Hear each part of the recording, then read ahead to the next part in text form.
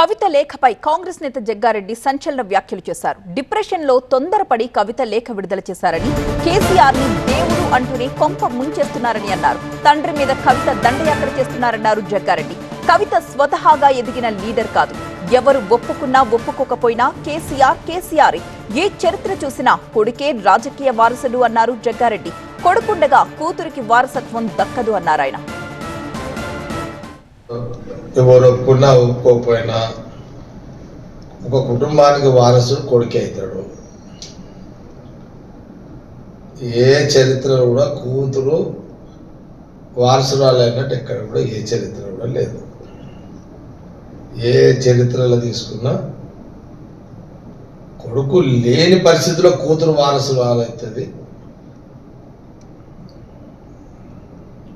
కాల నిర్ణయంలో కానీ ఎక్కడ కూడా జనరల్గా మన చరిత్రలో చూస్తే ఎక్కడ కూడా కొడుకే వారసుడు అవుతాడు.